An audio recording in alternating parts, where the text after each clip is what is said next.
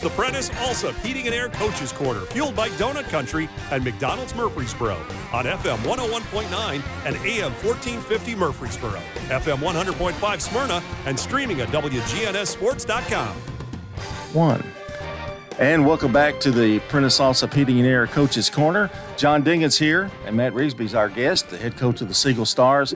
Been an interesting week for you, Matt.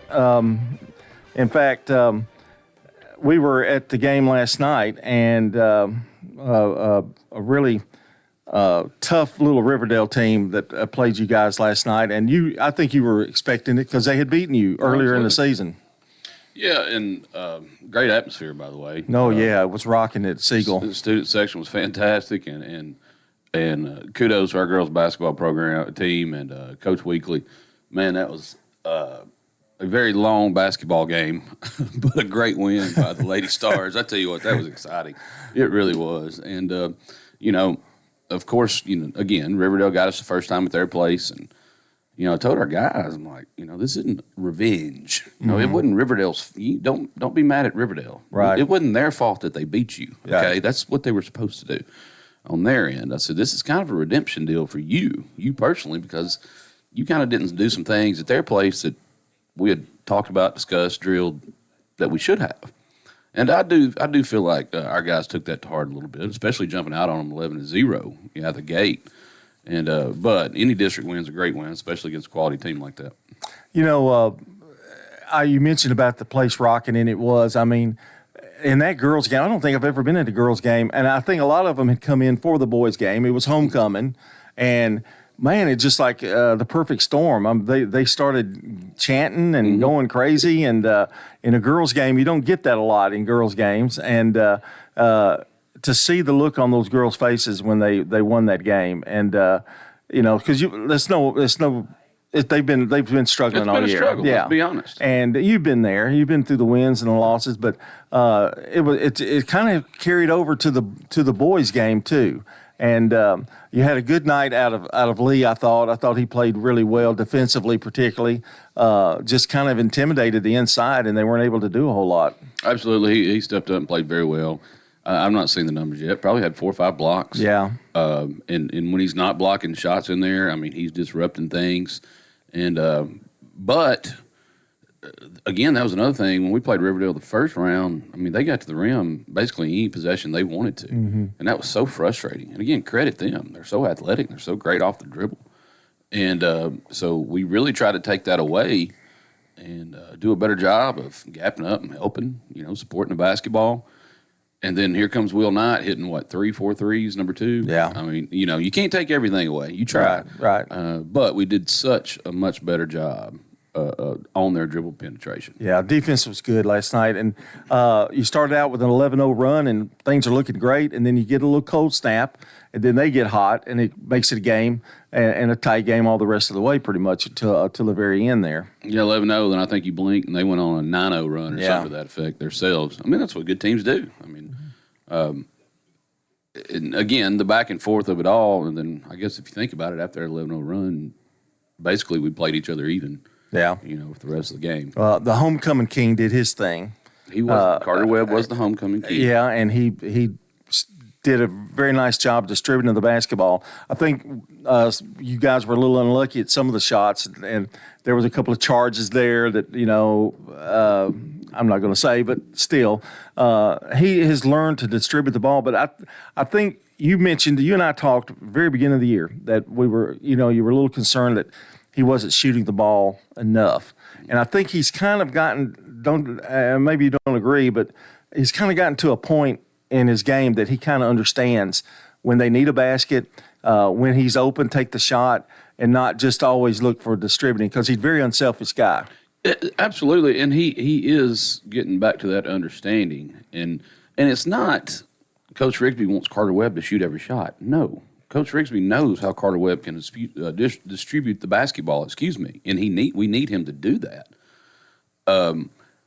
But the more attention he can garner from the opposing team defensively, being more aggressive, the more the other 4 guys on the floor are going to be freed up too. So that's the way it should work. It's not we need Carter Webb to score 50 points every game. That's not it. Carter's got to be more aggressive to free up his teammates more.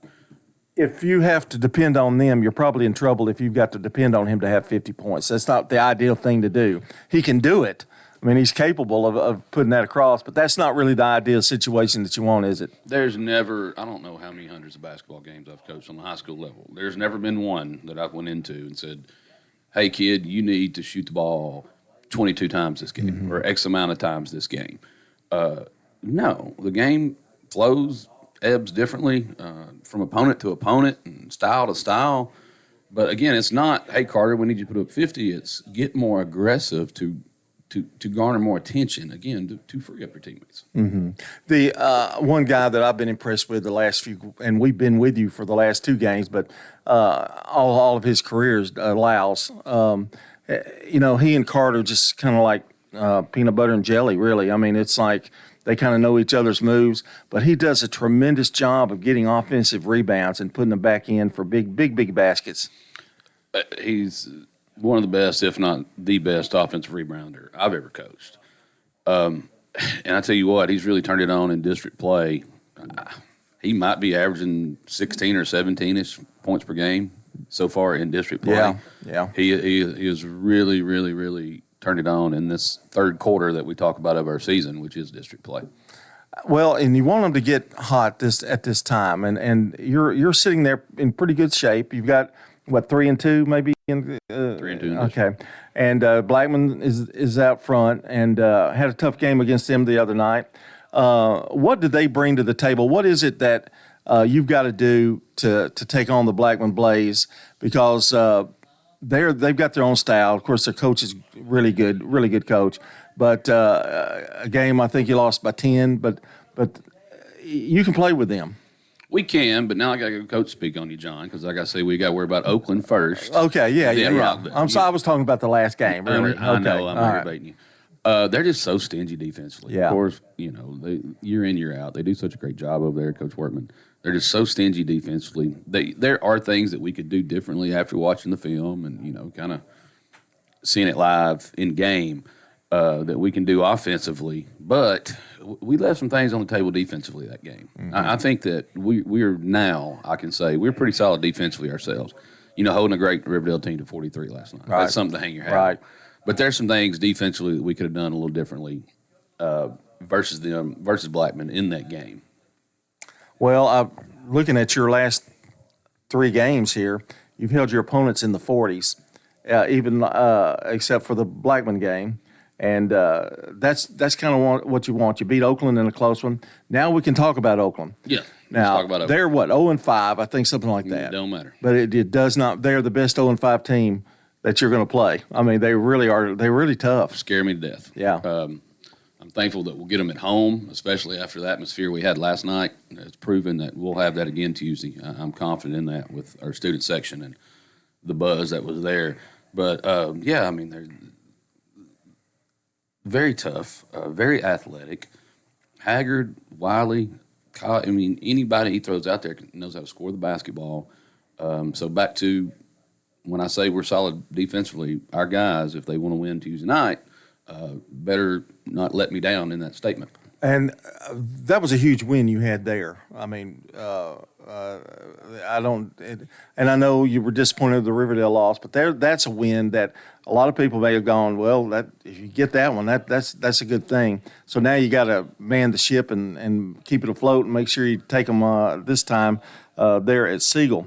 I wanted to mention something before I let you go today about depth. Last couple of years, you haven't had a lot of depth. I have noticed, though, that you started to get a little younger coming off the bench, and man, they're playing really well. If you don't want them to, you're playing them enough minutes to see what they can do.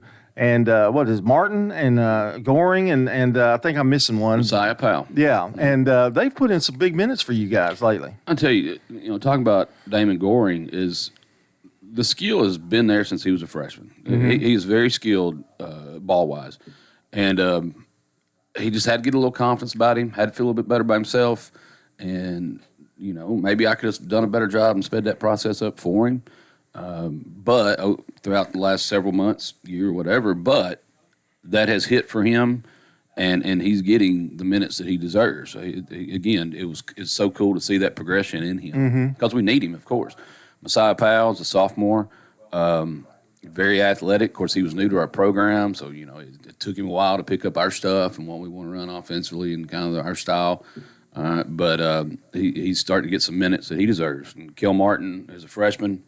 Hits a big three last night, and he can do that. Kel can shoot the ball from three very well. I've been on this radio show complaining because we've not shot the three very well as a team. So we need him to do that. And Damon can too. Damon can help shooting as well.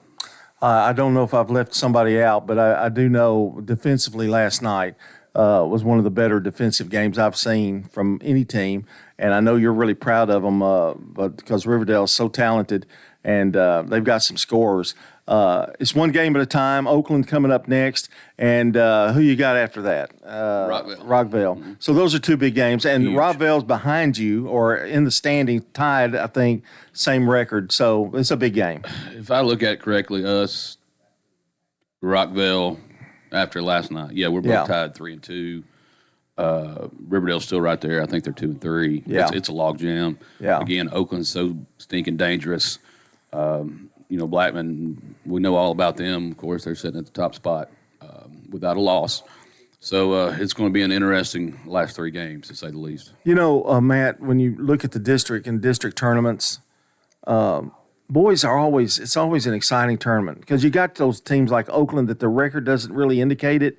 But, you and I have seen them all year. We know what kind of players they are, know what kind of team they are. Riverdale's the same thing. Rockville can beat anybody any night. You can beat anybody any night. And even Blackman's sitting there on top. They got to know that anybody can beat them any night. I mean, it's that tight, isn't it? Yeah, and I mean, we're all kidding ourselves if we don't just say the elephant in the room is just don't be in that 4-seed, 5-seed play-in game. You want to be 1, 2, or 3. Right. Because, again, anybody in this district is so stinking dangerous. You don't want to leave it up to a one-game for chance situation or you can go home. Yeah. So everybody is thinking 1, 2, or 3. Yeah. It's going to be exciting. And I think, do you feel, I know the Blackman lost, but do you feel like you're playing your best ball now, or there's still some ways to go? I tell you what, I would love to say yes, but I'd be lying to you, John, because we are still up and down a little bit and lack some consistency in some areas. And that's a little nerve-wracking, but, I mean, that's also coaching too. We still have plenty of time to fine-tune those things, those areas where we are a little up and down. As long as effort and attitude is not one of those things that's going to be lacking from night in to night out, we can work on the other things. Matt, I think we're going to be there again Tuesday night. Really? We're becoming your flagship station. No, I'm kidding, but it's been great to be up there and see the Stars play. And I think we are there Tuesday. I don't quote me on that, but I believe we are. So you'll be able to hear that game.